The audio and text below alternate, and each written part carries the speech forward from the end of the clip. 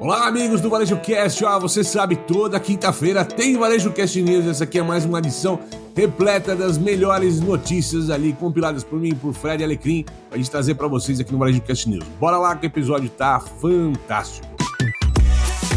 Você está no Varejo Cast. Este episódio do Varejo Cast é patrocinado por BIP Brasil, OneBeat, Sigam.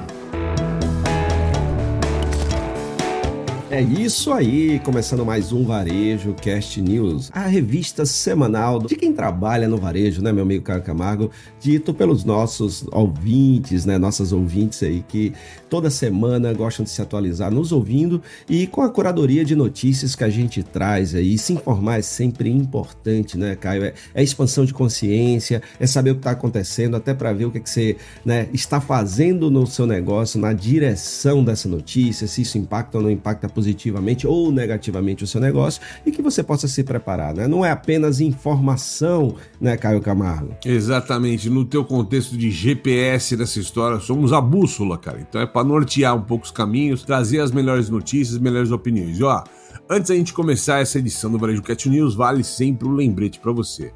Aqui na descrição tem um link muito bacana, você vai lá fazer parte de um grupo que é a nossa lista VIP no WhatsApp. Você vai receber, além dos episódios do Varejo Cast no teu WhatsApp, você também vai receber outros conteúdos ali que tá aí o Fred sempre separando para aquela galera. São quase aí 900 pessoas com a gente, faça parte lá do grupo, é gratuito, não paga nada, traz teus colaboradores, teus vendedores, teu time inteiro para ter notícia, informação, para dialogar com os seus e com os seus clientes também. Certo, doutor Alecrim? Bora pra notícia? Sim, bora! Bom, Alecrim, a gente começa aqui, trazendo ainda notícias ainda que a gente trouxe semana passada, falando do ranking das 300 maiores empresas, né, do SBVC, já tradicional ranking, e a gente trouxe algumas notícias compiladas aqui, né, alguns extratos desse ranking ali que estão repercutindo na mídia na última semana. O primeiro dele a gente começa aqui com a notícia do próprio portal lá do SBVC. 5 marketplaces detêm quase 80% das vendas online no Brasil, né, cara?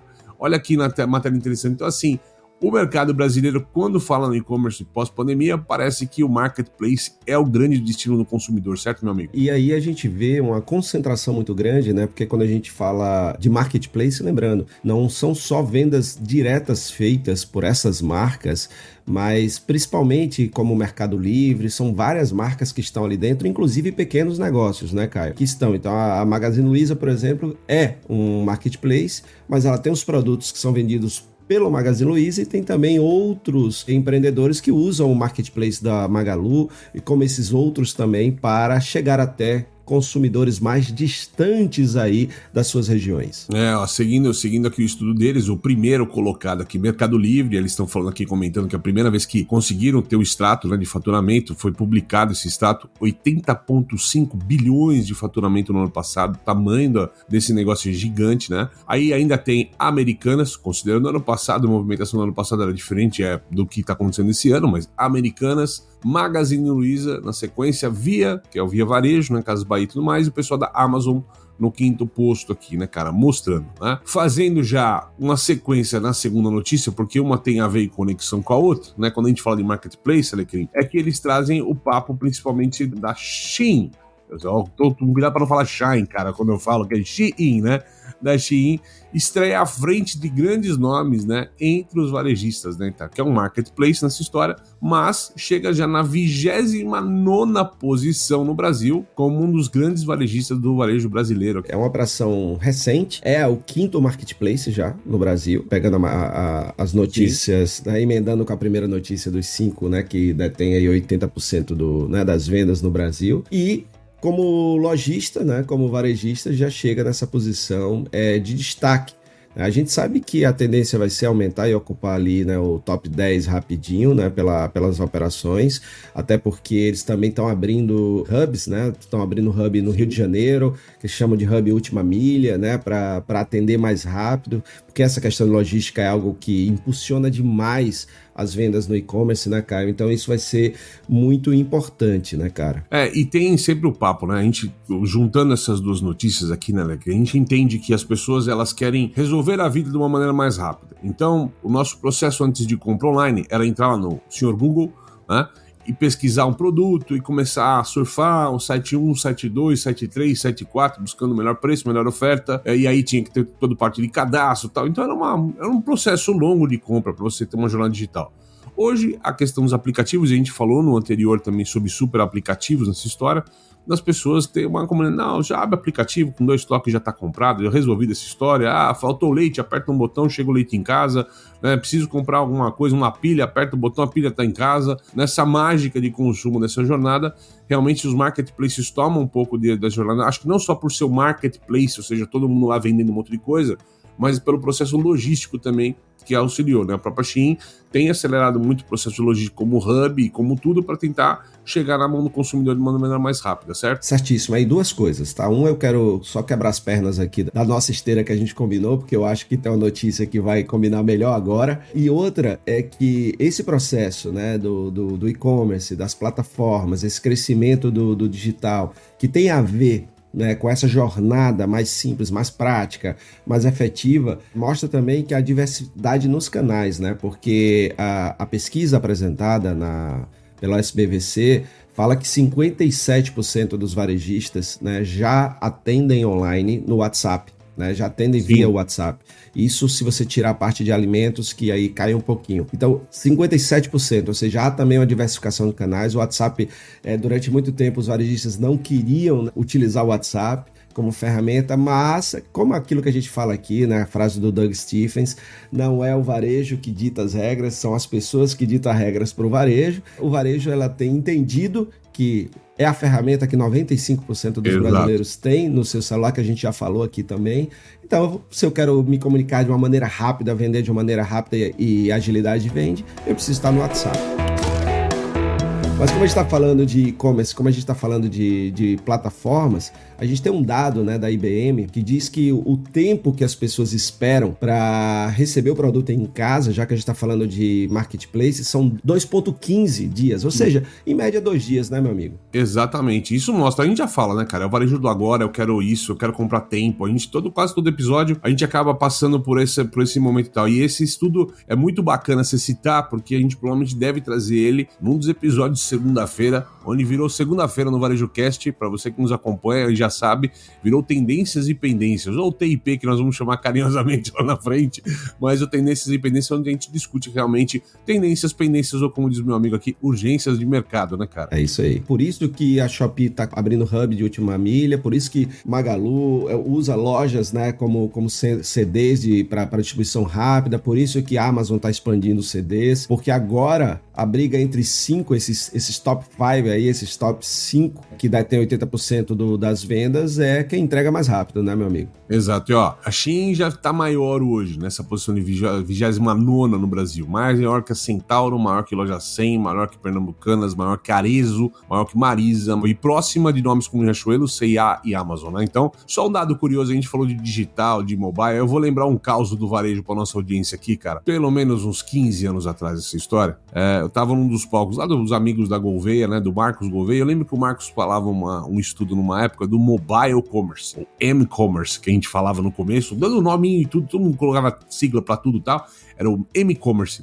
E na época, cara, era um papo que começou, você lembra do WAP, W-A-P, que não era web, né? Então a pessoa no celular, aqueles primórdios dos Nokias e tal, aí você usava um WAP, né, cara? Era uma espécie de uma navegação.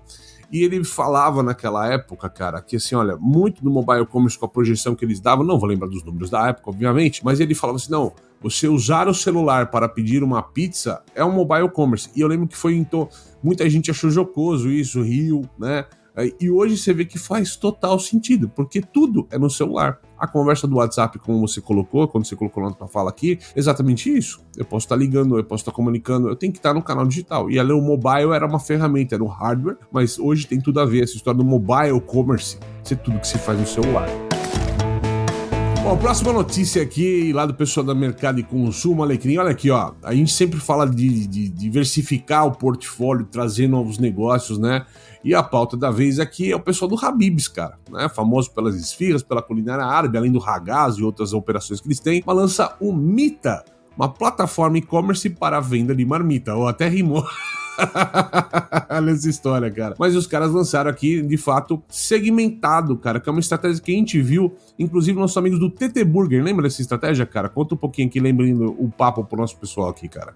O TT Burger, ele tem mais de uma marca, né? TT Burger, Marola, Kikens Chicken e também o Três Gordos, né? Então, dessas, tirando o TT, que a cozinha dele é onde tem o restaurante, as outras são Ghost Kitchens dentro do próprio TT Burger. Ele utiliza uma cozinha para atender 4 operações, né, diferentes, né, da mesma marca. Então, isso lembra. Então, o que o Habib está fazendo aqui no Mita é usar Ghost Kitchens, Dark Kitchens, ou seja, cozinhas invisíveis, para fazer essa entrega rápida. E o que me chama a atenção aqui, meu amigo, cara, é que já existe atendimento a mais de 2 milhões de domicílios e já são 28 operações funcionando no Brasil, cara. Exato, porque é uma maneira rápida, tá mais um negócio pulverizado que eles têm de você criar essa escala, né? Porque, de fato, o que está em prática é o seguinte: olha, preciso vender alguma coisa diferente, aumentar o crescimento do meu negócio. Vamos pensar uma marca que não seja o Habib's repensando essa história, né? Pô, eu vou apostar, eu sou pizza, mas resolvi vender arroz e feijão. Cara, se vender arroz e feijão na pizzaria, você vai arrebentar teu negócio,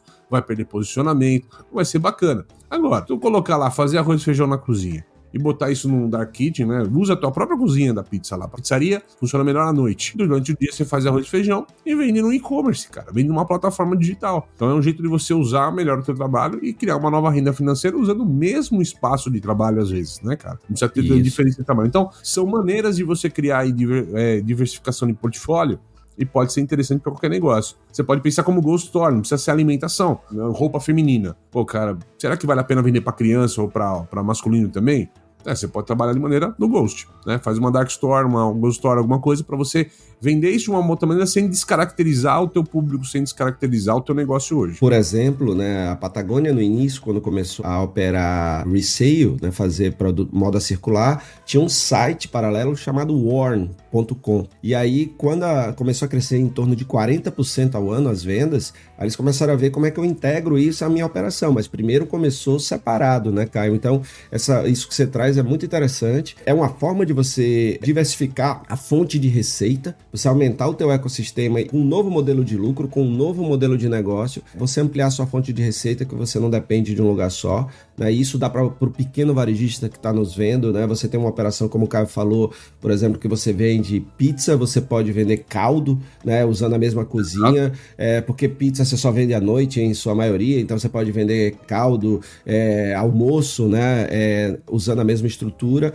e fazer isso só digitalmente, né? Isso é bem interessante. E outra é você respeitar o DNA, né? Embora seja uma outra marca, Mita, o Habib's ele está trazendo dentro do DNA que é o de alimentação acessível, né? Então, em média, os preços da marmita é R$29, né, cara?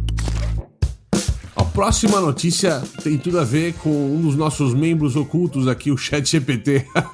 Nessa história que nos auxilia aqui nos textos, né? E vai ter mais temas sobre isso aqui hoje, que a notícia da Forbes, né? O número de vagas que envolve o ChatGPT aumentou 21 vezes segundo o LinkedIn, cara. Virou hard skill ou soft skill manjar ou entender de inteligência artificial, meu amigo, na tua opinião? Eu acho que tem as duas coisas aí envolvidas, né? A pessoa tem que ter muito de soft skills para entender e operar bem essa ferramenta. E o hard, você entender como é que ela funciona, né? O how, né? Mesmo do processo, técnica, desenvolver bons prompts, ou seja, comandos, etc. Então, eu acho que você tem que ter os dois, né? Um pouco lá da inteligência humana para poder utilizar a inteligência artificial muito bem.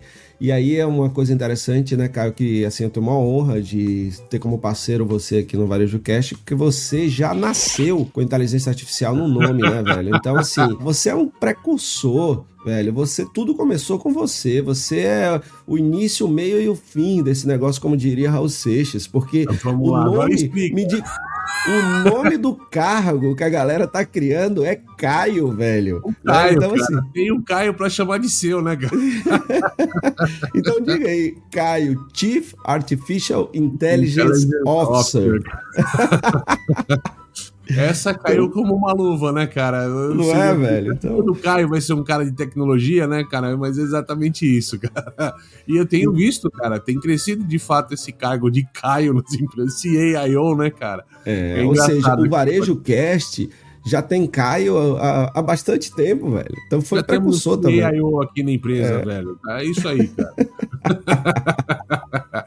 E o interessante, né, Caio, disso é que a gente está vendo, né, uma das profissões que, assim, mais crescem nos Estados Unidos hoje é o Prompt Engineer, né, que é o engenheiro de prompts, de comandos, né, porque o comando é muito importante, e agora a gente está vendo esses cargos, né, como Caio, entre outros aí sendo utilizados e surgindo, ou seja, alguns cargos e funções vão desaparecendo, outros cargos e funções vão aparecendo, né, meu amigo? Cara, e o que eu mais vejo englobando, porque muita gente acha que a inteligência artificial ainda é um cargo só para quem trabalha com tecnologia, o cara do código, desenvolvedor, e a gente tá vendo cada vez mais, até pro ChatGPT e tudo mais, que são ferramentas para qualquer uso cotidiano, né, para um texto, para alguma coisa nesse sentido e tal. E que eu acho que se eu posso dar uma dica para quem tá meio perdido nesse tema, ou tá buscando se empregar através desse tema, ou tá buscando candidatos nesse tema, é que a ferramenta em si, ela não é importante. Hoje a gente fala de ChatGPT, amanhã nós vamos falar, eu falo GPT, não gosto de falar ChatGPT, não, né? Então a gente fala ChatGPT, mas talvez amanhã tenha uma outra ferramenta, assim como tinha o DALL-E antes, depois o Midjourney passou, então a ferramenta em si não importa. O que a gente está vendo cada vez mais fácil, e todo mundo já está entendendo esse modelo, é que, exatamente como o prompt design, o cara que vai dialogar com a IA, é importante. Não é só saber usar a IA, mas saber dialogar com a IA, saber tirar o máximo proveito daquela história. Imaginem como uma tela em branco, né? Uma tela, pincel, aquarela, né? Então, se você tiver o dom da pintura, você cria uma grande tela belíssima, senão você faz um monte de rabisco com tinta no meio de uma tela, né? Então não é a ferramenta que vai criar um milagre, mas sim a qualidade e tal. Então, acho que, brincando com o tema que a gente falou de hard e soft skills, né? Eu acho que tem um pouco de tudo, né? Você tem um pouco do hard, que é entender código, e você tem um pouco do soft, que é saber percorrer esses caminhos do código de uma maneira um pouco mais humanizada, codificada, para saber lapidar essa história. Mas eu vejo que hoje, talvez, inteligência artificial vai ser como o Windows, o sistema OS que se usa, né? Depende da plataforma que você usa. Tá lá, tem que saber usar. Vai fazer parte do cotidiano nosso aqui nessa história. A startup israelense OneBit possui uma tecnologia de gestão de estoques que alia Big Data e inteligência artificial para garantir um estoque mais enxuto e oferecer uma redução de até 70% nas rupturas de vendas. Isso é possível porque o seu sistema de otimização de supply chain possui algoritmos que monitoram o comportamento do consumidor nas lojas e no e-commerce e realiza predições sobre quantos e quais itens devem ser entregues em quais lojas. Saiba mais no link que está na nossa descrição. Varejista, está precisando de uma solução completa para gerenciar seu negócio? Sigam é a escolha certa para o seu sucesso. Um sistema completo que abrange desde o atendimento ao cliente até a gestão do negócio, além de recursos especializados para o setor. Acesse painéis de indicadores e tome decisões estratégicas com base em dados precisos. ERP Sigam, a escolha inteligente para o varejo. Acesse www.sigam.com.br. Tem link no descritivo. Ei, varejista, você sabia que todos os meses temos bilhões de tentativas de ataques cibernéticos no Brasil? Imagine só o tamanho do prejuízo de ter o seu site ou a sua loja virtual fora do ar. A BIP Brasil tem serviços para prevenir os ataques aos canais digitais, fraudes internas e externas e vulnerabilidades em todo o seu ecossistema. Para saber mais, baixe gratuitamente nosso estudo com soluções de cibersegurança no varejo. Clique no link na descrição e aproveite. Muito bem, voltando aqui com o VarejoCast, cara, agradecendo sempre nossos parceiros aqui, Sigam, OneBit, BIP Brasil, muito obrigado por fazer parte aqui. Próxima notícia nossa, chega lá do Shopping Association, né, cara? Por que o Trader Joe's está dizendo não ao self-checkout? Ó, pra quem acompanha a gente, tá claro, né, cara? Quem acompanha as nossas visitas em Nova York também é claro, mas por que essa matéria no ar neste momento? Por que o Trader Joe's está dizendo não ao self-checkout, meu amigo? Então, Caio, o Trader Joe's, né, nós somos fãs, né, a gente sempre visita, sempre que vai lá fora, porque é uma operação, primeiro, muito única, né, em termos de supermercado. Eu acho que eles fazem para o varejo supermercadista um pouco do que o Steel Learners, né, fez lá no início, ou seja, é muito único, né? Os Steel Learners tem, assim, até hoje é muito diferente o que eles fizeram ali na loja deles em Connecticut. Eu vejo no Trader Joe's a mesma pegada, eles vêm da Califórnia, né? Então tem toda uma pegada ali de solar, né? Praias e tudo mais. E eles acreditam muito ainda nessa questão do humano, da relação, da experiência, uma experiência mais próxima, com mais calor humano, com mais atenção.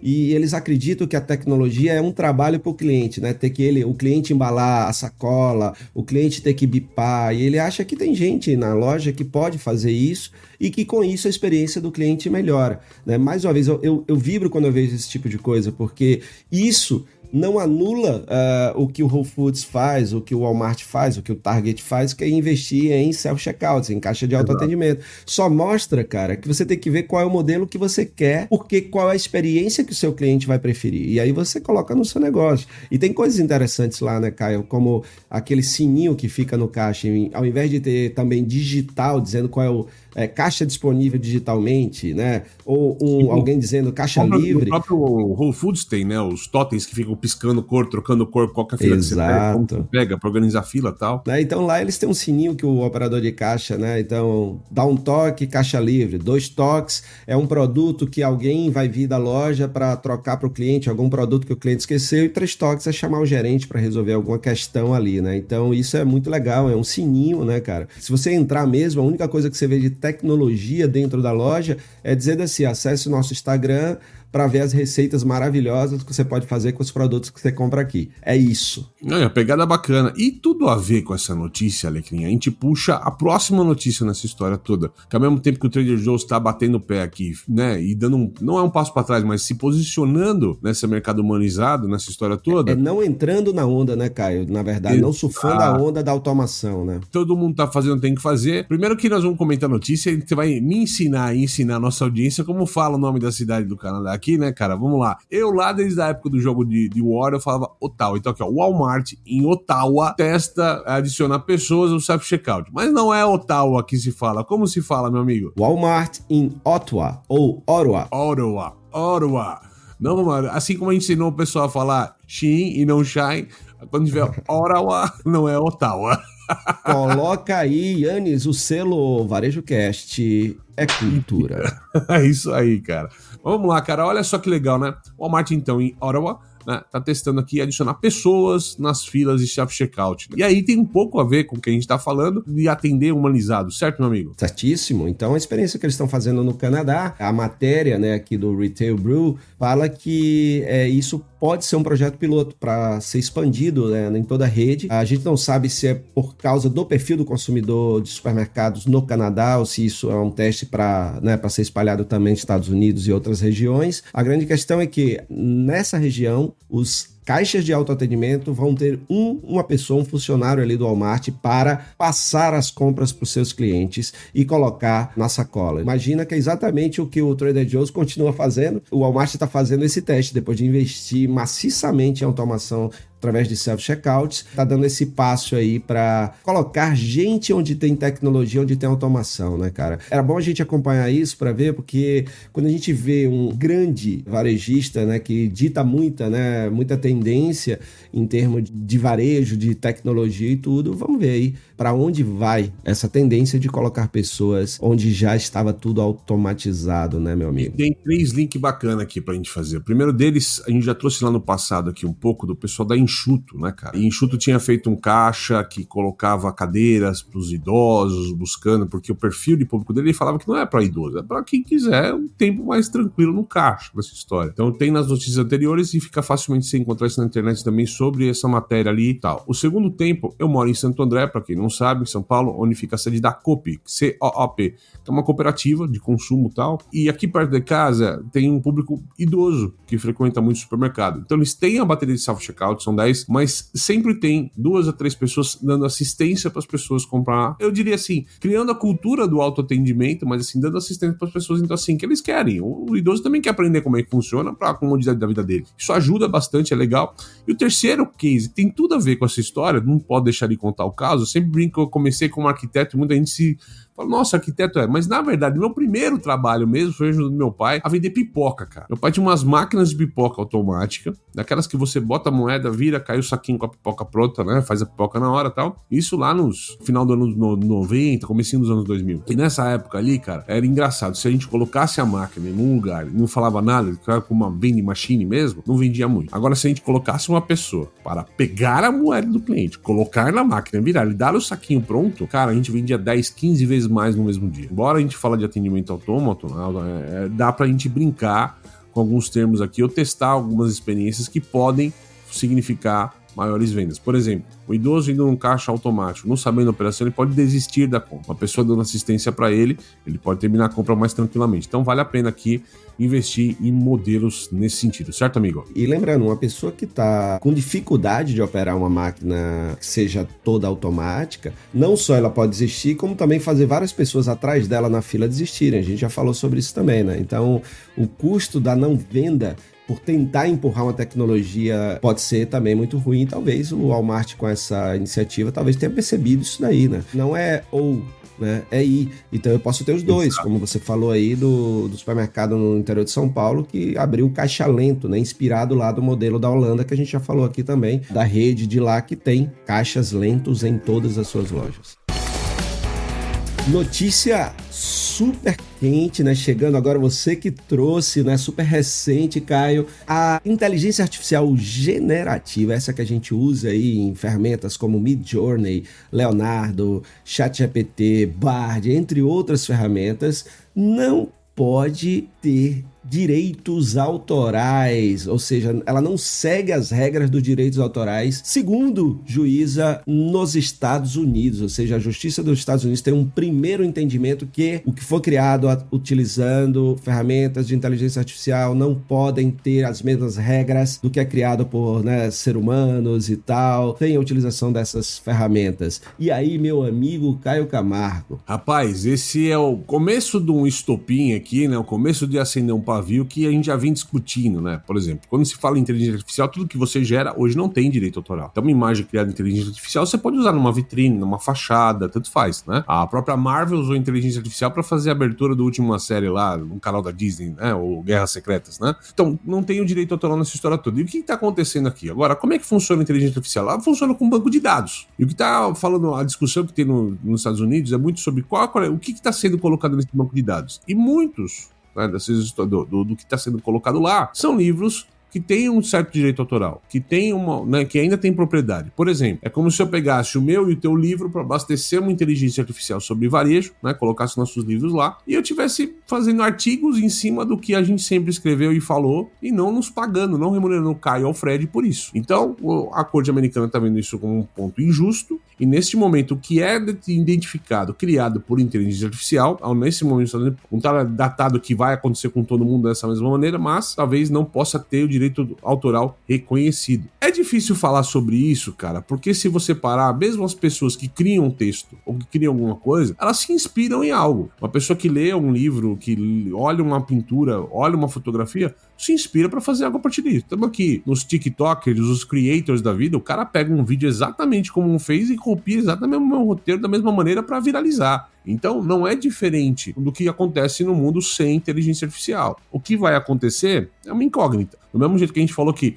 os cargos estão lá, virou ferramenta, nós vamos ainda aprender sobre essa questão de direito autoral, mas acho que ainda tem muita discussão nesse sentido ainda, cara. Caio, aí só meu ponto de vista, né, em relação a isso. E é interessante porque a gente tem trazido nossos pontos de vista aqui, quando a gente falou, no nosso caso, a gente concordou por exemplo, em ter uma regulação, né, na internet. Né, e tal, a gente já, né, quem nos acompanha sabe que a gente tem alguns pontos de vista, são apenas nossos pontos de vista, né, Caio?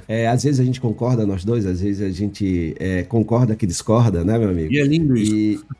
Exatamente, isso é perfeito, é tranquilo. Nesse caso aí, eu acho que a gente concorda também, que tem um ponto, né, quando você estava falando mas a gente se inspira, mas quando a gente se inspira numa prática normal para fazer um vídeo e tal, se aquela pessoa que criou se sentir copiada, ela pode entrar com um processo para tirar do ar e tal e tal. Nesse caso aí, porque imagina, realmente, muita gente não parou para pensar de onde vêm essas respostas, né? Exato. Parece até que é a máquina que criou, mas na verdade, seja uma imagem, seja um texto, ele vai pegando coisas que já existem e misturando tudo ali. E pior, Então, o autor nem é informado. O autor nem não está informado que ele faz parte da base de dados. Ele não tem como saber. Exatamente. Então, o que esse processo traz é que foram, né, buscar as bases de dados e que nessa base de dados, de onde vem as informações de ferramentas como o ChatGPT, usa um monte de material que pessoas escreveram e que elas não estão sendo reconhecidas nem remuneradas por isso. Então,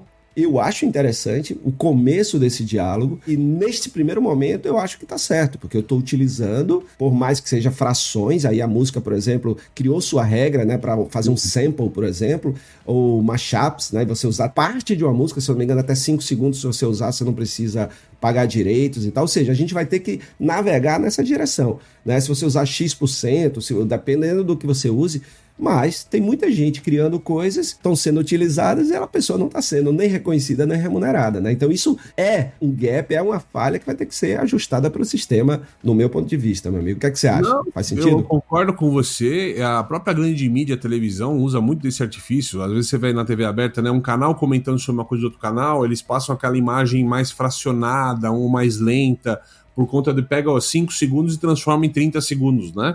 Ele tem umas trucagens ali para respeitar a lei. A questão precisa ser discutido. Isso. Não pode ser anárquico essa coisa, porque precisa ter algum tipo de rédea ou régua para que a gente não vire um mundo apocalíptico aí regido pela IA, onde cada um faz o que quer, da maneira que quer. Então, acho que as regras, os controles estão. Eu acho que minimamente as empresas terem ciência, por exemplo, o Bard eu acho que ainda não é uma ferramenta muito bem resolvida para quem já tentou usar o Bard, mas a partir do momento que você cria um ensaio, escreve um artigo e a bibliografia das inspirações sai registradas no mesmo texto, eu acho que é um primeiro caminho possível. Todo mundo aqui que escreve livro, escreve artigo, normalmente lá no final tem as referências bibliográficas da onde saiu a inspiração. Eu acho que esse é o caminho natural da IA. Ela tem que quase como gerar um anexo da onde ela tirou tudo que ela tá fazendo. Gostei. Entendeu? Olha, já temos um caminho, boa. É um caminho. Agora, se vai ser esse o caminho, não sei. Até hoje, assim, acho que a gente tá no começo da discussão, tem muita história aqui, que nem o ChatGPT sabe responder isso fácil pra gente ainda. Cara, a gente fecha essa edição do Varejo News com uma curiosidade. A gente sempre gosta de trazer uma curiosidade no final, né, cara? Tem mais a ver com o mercado farma, mas é uma questão social neste momento, dado o impacto que isso está acontecendo na sociedade, né? Olha, o Ozempic e o Wegovy estão inclinando a balança econômica da Dinamarca, né? Tá gerando o pessoal a diminuir a balança, mas tá subindo a balança comercial da Dinamarca. É isso mesmo, meu amigo? É isso. O fabricante da Ozempic e do Wegovy chegou a 419 bilhões de dólares de valor, né? Ultrapassando aí nada mais, nada menos do que o PIB do próprio país de onde eles são, né? Então imagina, e isso tá dando assim alguns problemas para a Dinamarca, né? Porque quando você tem um país assim de 5 milhões de habitantes, né, que é, só para ter uma ideia, é metade de São Paulo aí mais ou menos, o que traz na matéria. Então a empresa nacional desempenhando um papel tão desproporcional na economia pode ser arriscado, porque se essa empresa passa por problema, você acaba levando a economia do país junto, né, cara? Com certeza. E aqui a matéria trata, né? A Finlândia aconteceu isso com a Nokia. Aqui exatamente nesse mesmo caso. Chegou a ter 55% de aumento no PIB entre 95 e 2007. Aí quando estagnou e a marca caiu, a Finlândia foi arrastada junto nessa história. Mas é um novo comportamento, né, cara? Também existe já gente discutindo se pode ou não pode. Lembrando, né? É uma medicação para diabetes que está sendo usado com fins saúde/estéticos de emagrecimento. Assim, existe uma controvérsia nessa história. Mas eu lembro, cara, tem uma pomada Canesten, cara. Já usou Canesten? Já ouviu falar de uma pomada pra batida, pra dor? É uma pomada que se usa bastante, né? Tá nessa história. Cara, ela foi criada como uma pomada veterinária pra cavalos, cara. E eu lembro que eu tinha um irmão pequenininho, né, cara, tal, e bateu no hotel e tal, e a pessoa falou, não, vai lá, não sei o que, e compra essa pomada pra cavalo. A minha mãe quase bateu no dono do hotel. Mas aí depois, com o tempo, era um produto que foi tornando o seu uso, e hoje você encontra ele até com uso esportivo, um monte de coisa e tal. São questões que o mercado vão se adaptando de acordo com o uso, né? O quanto é seguro ou não. É o que o mercado tem que discutir, a regulagem nessa história também. Mas o fato é que pro mercado farma no Brasil, principalmente o varejo, o farma, deve estar dando risada e deve estar feliz com essa onda aqui, porque deve estar aumentando o ticket, porque é um remédio caro, em torno aí de 800 a R$1.000 aí a caixa, depende do player. É um remédio caro que deve estar ajudando um pouco a engordar as receitas nessa história toda. É isso aí. Muito bem, cara, e dessa forma a gente encerra mais essa edição aqui de quinta-feira do Varejo Cast News, cara, sempre trazendo as principais notícias pra você. Então você já sabe, ó, segunda-feira tem Varejo Cast Tendências e Pendências, quinta-feira tem Varejo Cast News E às quartas-feiras tem ou o VarejoCast Convida ou o VarejoCast Especial. Não pode perder, esteja com a gente nas principais plataformas de streaming, redes sociais, @VarejoCast, ou busca, adoro falar isso, vá lá no teu Spotify, escreve Varejo, acha a gente, segue a gente, bora com a gente. Valeu, um ótimo resto de semana aí pra vocês. A gente se ouve ou se vê na semana que vem. Valeu, pessoal, até mais. Valeu. Você assistiu VarejoCast. Saiba mais sobre o VarejoCast e nossos patrocinadores acessando os links na descrição deste episódio. Seja você também um dos nossos patrocinadores. Entre em contato com o nosso departamento comercial. Tem link aí na legenda. Este VarejoCast foi editado por Yannis Maciel.